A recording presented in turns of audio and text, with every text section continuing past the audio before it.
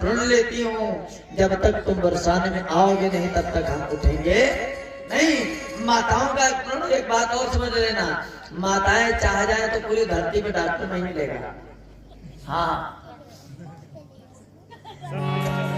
है ना, ऐसे होता है कभी कभी, बुराई की बात नहीं है।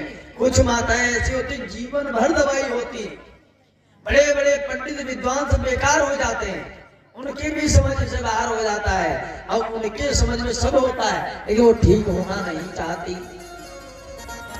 तो इसलिए कहा माताएं चाहे तो संसार में डॉक्टर वैद्य और जो भी सब फेल है,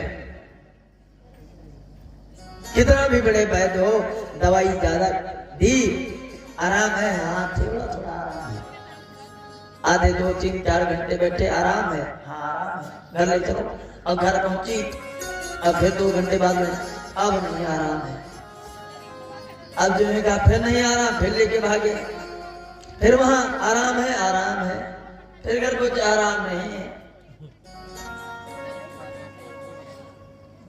लेकिन मैंने बताया ना, माताएं चाहें तो भैया संसार में डॉक्टर वैद्य सब खत्म हो जाए, नहीं होगा। अच्छा हमारे भाई लोगों में एक बात तो होती है, दिन भर काम करेंगे चाहे जितना काम रहे, और शाम को जब घर आएंगे तो माताएं पूछेंगी तबीयत भी ठीक है, और भले कितना थोड़ा दिक्कत हो, अरे कोई बात नहीं ठीक है, तो भोजन बनाओ खाओ जल्दी, अब खा पी के फटाफट पहले नंबर में सो भी जाते हैं।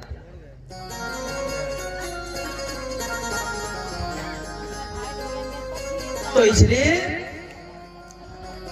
लेकिन कोई कोई भाई लोग भी ऐसे होते हैं जो अगर उनको शादी कहीं दूसरी जगह करनी है, हाँ तो लाख लड़की तो चाहे दिन रात में कम से कम 1000 लड़की दिखाओ, लेकिन पसंद नहीं आएगी। कहा फिर क्या होता है, फिर ऐसी जगह विवाह हो जाता है, फिर कहते हैं इससे तो वही ठीक था, पिताजी ने देखा था।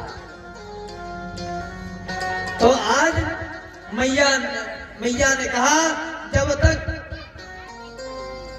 भगवान आएंगे नहीं तब तक आंख नहीं खोलूंगी, चाहे लाख वैद्य डॉक्टर आ जाए।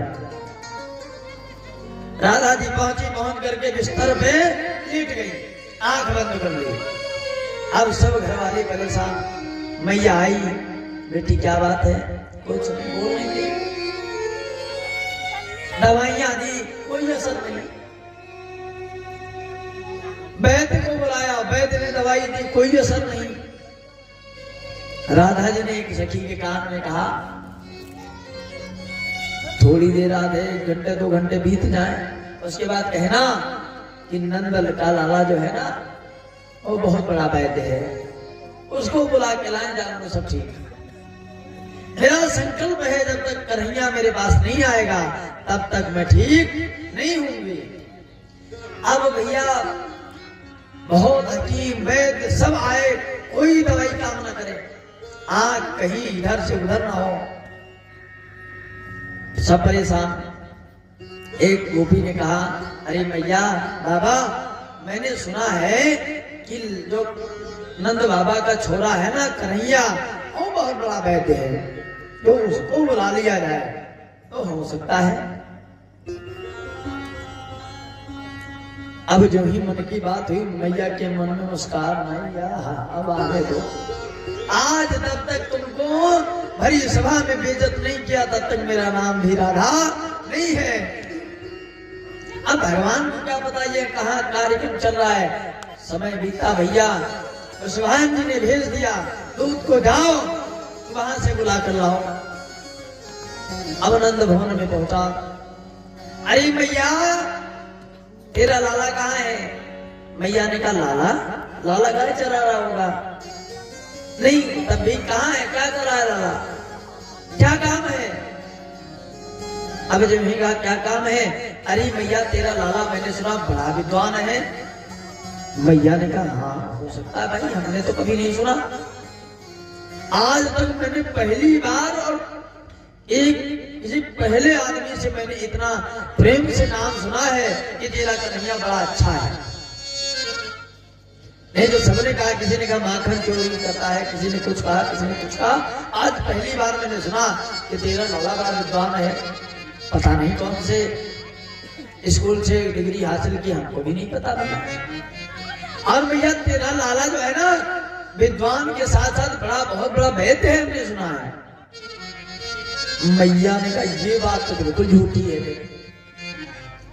विद्वान तक बात सीमित है, लेकिन जो आपने कहा बहुत बड़ा वैद्य है, तो वो तो 24 घंटे में सामने रहता, मैं कैसे जान आप वैद्य कहाँ है? वैद्य नहीं हो सकता। सुखदेव जी महाराज कहते, राजन भगवान जब आए, दूत ने कहा भैया जल्दी जल्दी चलो, राधा की तबीयत बहुत खराब है और चल करके दवाई दोगे तभी ठीक होगी। भगवान ने कहा मैया ये क्या खेल है? मैया ने कहा तुम बताओ कब से डॉक्टर हो गए? भगवान ने कहा हमको भी पता नहीं हम कब से डॉक्टर हो गए, ये तो भगवान ही मालिक है। मैया कन्हैया ने कहा मैया जब डॉक्टर किसी ने बना ही दिया है तो कम से कम दवाई कोई हो चाहे ना हो, लेकिन जो है रोल पूरा अदा करो। हाँ, जहां मरीज न मर ना हो तो जल्दी से जैसे आराम हो जाए। भगवान ने कहा भैया ठीक है, दूध से कहा तुम चलो हम आ रहे हैं दवाई लेके। भगवान ने क्या किया, घास फूस नोची, भैया ये पीसो, ये काहे की दवाई? बोले बुखार दर्द की पीसी। ये पीसो, ये काहे की? सर दर्द की। ये काहे की? पेट दर्द की। मैया पीस पीस पीस पीस के सब घास फूस तैयार की और डिब्बी में भरी और भगवान ने झोला डाला, उसी में डाल दिया। हो जी वैद्य बन्यो सावरिया, राधा संग ब्याह रचायो। हो जी वैद्य बन्यो सावरिया, राधा संग ब्याह रचायो। डाले है गले में झोला, गले में झोला डाला, सब दवाई उसी में रखी और भगवान निकल पड़े।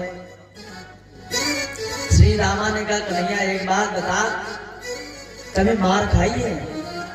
भगवान ने कहा आज समझ लो मार खाने की ट्रेनिंग पे चल रहे हो। हाँ, वहां मारे ही पड़ेगी आज, क्योंकि ठीक तो होगी नहीं, वो पक्का पता है।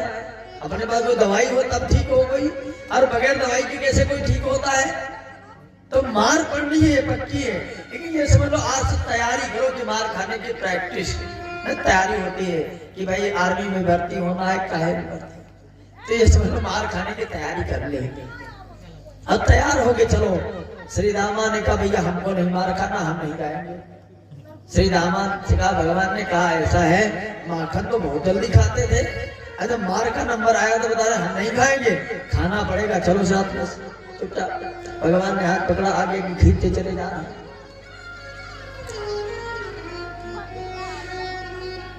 प्रेम का रोग अलबेला, न दवाई काम आती है। प्रभु के नाम की मस्ती तन मन में समाई है।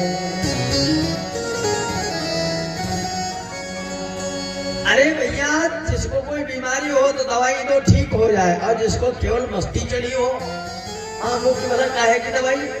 भगवान पहुंचे और पहुंच करके देखा। अब राधा जी को भगवान ने जो ही देखा तो मैया ने आंखें नहीं खोली। भगवान ने देखा और उनके सामने कहा, तो ऐसे जल लिया हाथ में, और मालूम तो कुछ था नहीं था। अब भगवान ने अपने ऐसे आंख बंद करी और फूंक मारी और छींटा दिया। अब जब छींटा दिया तो राधा जी ने कहा और छींटा लगाते रहो, भी पता चलेगा। एक ढक्कन खोला, ये लो दवाई पिलाओ। दवाई पिलाई, कोई राम नहीं पिया। भगवान थोड़ा नीचे झुके, भगवान के कान में राधा ने कहा मैंने कहा था ना तुमको बुला के रहूंगी और जब तक पिटवा न दूंगी तब तक मानूंगी नहीं। अब समझ लेना भगवान ने कहा अब नहीं बचोगे पक्का, अब तो मामला सीरियस हो गया है। अब लेकिन एक बात और है, एक पति पत्नी में झगड़ा हो है और कमरे में हो अकेले में ले जाओ, कमरा बंद करो और फिर चाहे पैर पति पत्नी के छुए और चाहे पत्नी पैर पति के छुए, लेकिन झगड़ा शांत हो जाए, है ना। कभी जब मैं समझ जाना कि पत्नियां नहीं मानेंगी तो पति को भी प्रणाम करने जाना चाहिए, महाराज मान जाओ, है ना। झगड़ा शांत होना चाहिए, इससे मतलब है। आज जब झगड़ा शांत नहीं हुआ तो पता चला पूरे गांव वाले जानेंगे, बेइज्जती होगी अलग से। और माताओं का सिस्टम ये है, जब 4 लोगों को देखेंगी तो और तेज गाली देंगी। हाँ, कमरे में कम से कम अकेले हो 2 ही लोग जानोगे। झगड़ा भी शांत हो गया, काम भी हो गया और गाली भी लोग जान भी नहीं पाए।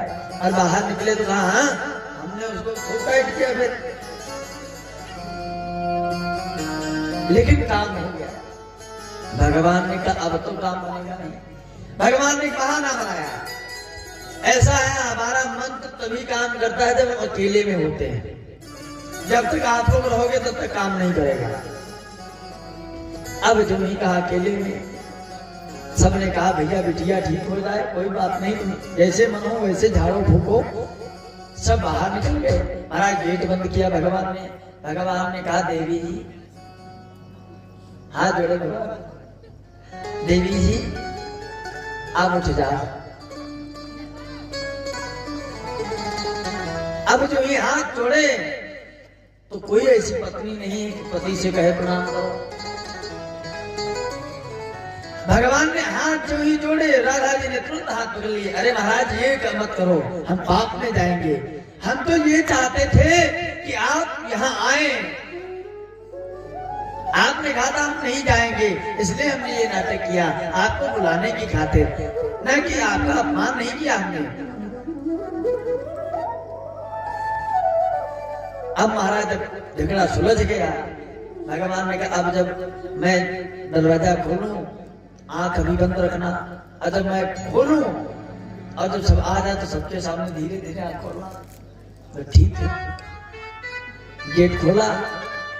जब बातचीत पक्की हो गई थी तो महाराज जब सब आए तो राधा जी ने हल्की हल्की आंखें खोली। तो भगवान ने पूछा ठीक हो? तो राधा जी ने कहा ठीक है। भगवान ने कहा था मैंने अकेले में मेरा मन काम करता है, ऐसे काम नहीं करेगा। तो भगवान का सुखदेव जी महाराज के थे राजन, इस प्रकार से राधा मैया और भगवान का विवाह तो छोटे पे ही, जब छोटे थे ना 6 महीने के, तो राधा और कृष्ण का विवाह भांडी वन में ब्रह्मा जी ने करा दिया था।